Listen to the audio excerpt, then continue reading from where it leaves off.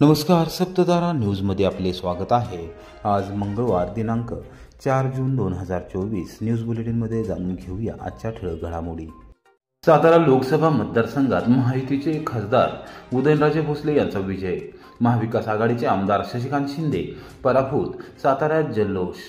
सातारा लोकसभा मतदारसंघात झालेल्या जोरदार घमासानीनंतर महायुतीचे उमेदवार खासदार उदयनराजे भोसले हे निर्णायक मताधिक्याने झाले आहेत। त्यांच्या विजयाची घोषणा होता जलमंदिर पॅलेस येथे कार्यकर्त्यांनी मोठी गर्दी केली होती। कार्यकर्त्यांचा उत्साह पाहून उदयनराजे भोसले भावुक झाले होते। त्यांना आनंदाश्रू आवरता आले नाही। त्यानंतर जलमंदिर पॅलेस ते सातारा MIDC अशी जोरदार रॅली करण्यात आली। महाविकास आघाडीचे उमेदवार आमदार शशिकांत शिंदे यांना संपूर्ण लोकसभा मतदारसंघातील पदाधिकारी व कार्यकर्त्यांनी अपेक्षित मदत न केल्याने त्यांचा नामुष्कीजनक पराभव झाला आहे। एकूणच सातारचा बालेकिल्ला हा खासदार शरद पवार यांचा न राहता तो आता भाजपचा बनला आहे, हे पुन्हा एकदा स्पष्ट झाले आहे।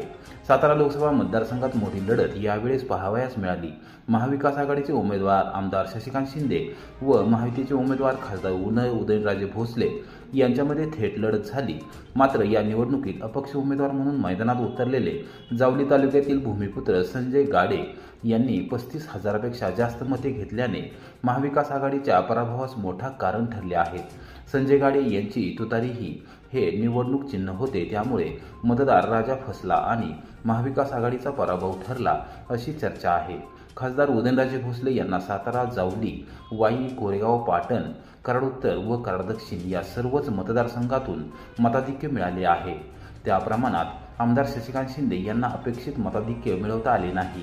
महायुतीचे सर्व स्टार प्रचारक मुख्यमंत्री एकनाथ शिंदे, उपमुख्यमंत्री देवेंद्र फडणवीस, अजितदादा पवार यांच्यासह जिल्ह्याचे पालकमंत्री शंभूराज देसाई, कृष्णा खोरे, विकास महामंडळाचे उपाध्यक्ष आमदार महेश शिंदे, आमदार मकरंद पाटील, सातारा जिल्हा मध्यवर्ती सहकारी बँकेचे चेअरमन नितीन काका पाटील, आमदार शिवेंद्रसिंह राजे भोसले, डॉक्टर अतुलबाबा भोसले, भाजपचे जिल्हाध्यक्ष धैर्यशील कदम, भाजप कराड उत्तर विधानसभा मतदारसंघ निवडणूक प्रमुख मनोजदादा घोरपडे यांनी या निवडणुकीत प्रचंड कष्ट घेतले आणि त्याची फलश्रुती म्हणून खासदार उदयनराजे भोसले हे पुन्हा एकदा मानाने लोकसभेत पोहोचले आहेत। त्यांच्या विजयामुळे राजधानी सातारा शहरात आनंद ओसंडून वाहत असून ठिकठिकाणी गुलालाची उधळण करत फटाक्याची आतिषबाजी सुरू आहे। एकूणच राजधानी शाहूनगरीत विजयाचा जल्लोष सुरू आहे। निवडणूक निकालापूर्वी ओव्हर कॉन्फिडन्समध्ये गुलाल उधळल्यानेच बुक्का घ्यावा लागला। नामदार महेश शिंदे, महाविकास आघाडीचे उमेदवार आमदार शशिकांत शिंदे यांच्यावर जोरदार टीका। महाविकास आघाडीचे उमेदवार आमदार शशिकांत शिंदे हे यशवंत विचाराचे नव्हते। त्यांनी मुंबई बाजार समितीच्या माध्यमातून सर्वसामान्य शेतकऱ्यांना देशोधडीला लावणारे निर्णय घेतले। आम्ही यापूर्वी सांगितले होते की राष्ट्रवादी काँग्रेस शरदचंद्र पवार पक्षाचे अध्यक्ष खासदार शरद पवार हे साताऱ्यात उमेदवार देण्यास चुकले आहेत।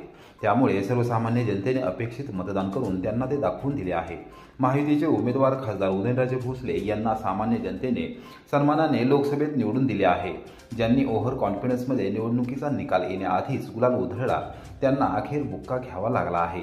कोरेगावातील जनता ही महायुतीच्या पाठीशी ठाम आहे हे या निवडणूक निकालातून स्पष्ट झाले आहे, अशी माहिती कृष्णा खोरे विकास महामंडळाचे उपाध्यक्ष नामदार महेश शिंदे यांनी दिली। सातारा लोकसभा मतदारसंघातून महायुतीचे उमेदवार खासदार उदयनराजे भोसले हे विजयी झाले आहेत।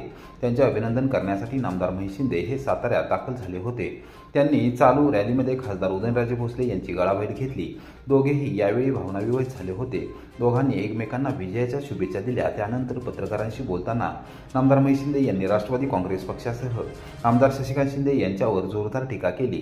संपूर्ण सातारा जिल्हा हा महायुतीच्या पाठीशी ठाम असल्याचे या निकालावरून स्पष्ट झाले आहे।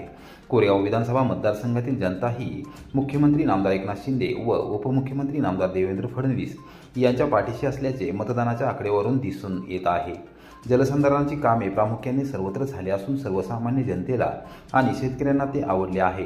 शेतकऱ्यांचा शेती पाण्याचा प्रश्न महायुतीने सोडवला असल्याने लोकसभा निवडणुकीत भरभरून मतदान करून खासदार उदयनराजे भोसले यांना विजयी केले असल्याचे त्यांनी स्पष्ट केले।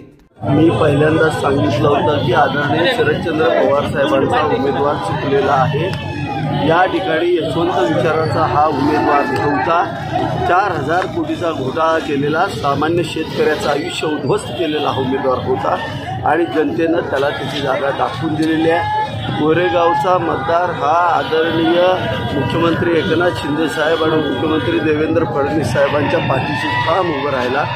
भूलथापांना अजिबात बाजूला गेलेला नाही आणि अत्यंत चांगली गोष्ट म्हणजे ज्या पाणी योजना झाल्या कोरेगाव मतदारसंघामध्ये त्याचा हा विजय आहे. पण एकूण पहिल्यांदा गुलाल उधळला गेला कोरेगाव विधानसभा मतदारसंघामध्ये. मोठी मिरवणुकीची तयारी झालेली होती, गुलाल उधळला होता आणि अचानक हे चित्र पालटलं. काय सांगायला पाहिजे?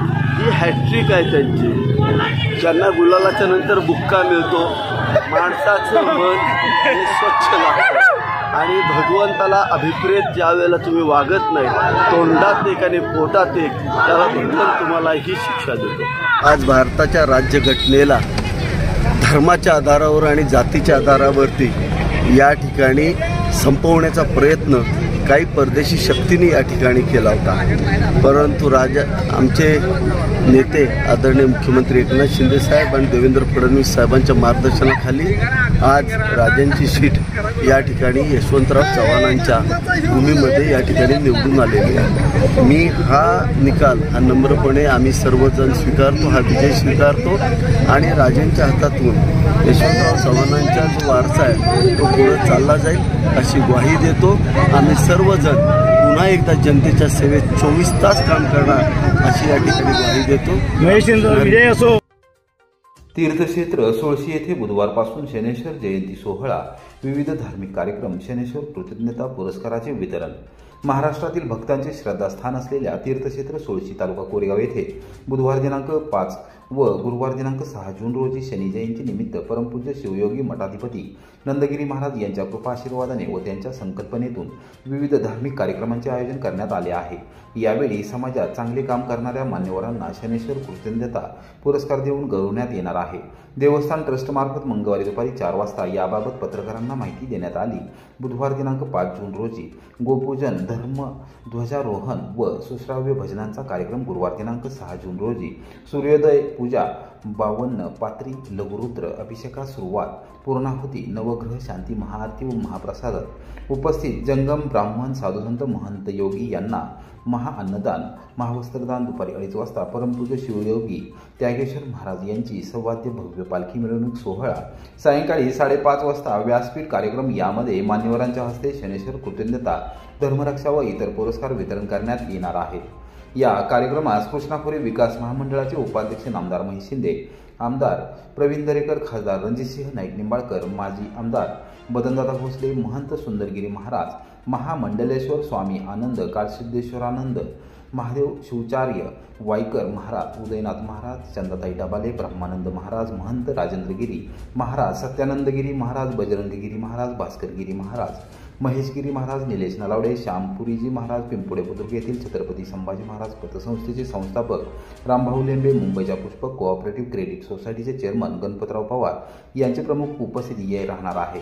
सूर्यास्तावेळी शनेश्वर जन्मोत्सव सोहळा व महाआरती, अखंड महाप्रसादाचे आयोजन करण्यात येणार आहे. मान्यवरांच्या हस्ते विविध पुरस्कारांचे वितरण करण्यात येणार आहे.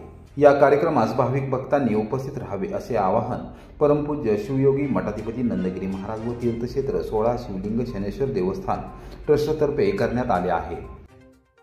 पळशी येथे विवाहितेची पती व सासूच्या विरोधात तक्रार, कोरेगाव पोलीस ठाण्यात गुन्हा दाखल. पळशी तालुका कोरेगाव येथे किरकोळ कारणावरून आणि लग्नात मानपान न केल्याच्या रागातून पती व सासू शिवीगाळ, दमदाटी करत मानसिक व शारीरिक त्रास देत असल्याची तक्रार विवाहितेने केली असून कोरेगाव पोलीस ठाण्यात मंगळवारी सायंकाळी 5 वाजता गुन्हा दाखल करण्यात आला आहे. पती गणेश अनिल गायकवाड व सासू शशिकला अनिल गायकवाड यांनी सतत त्रास दिला असल्याचे विवाहिता कविता गणेश गायकवाड यांनी तक्रारीत नमूद केले आहे. कोरेगाव पोलीस ठाण्यात गुन्हा दाखल करण्यात आला आहे. हवालदार सचिन साळुंखे तपास करत आहेत.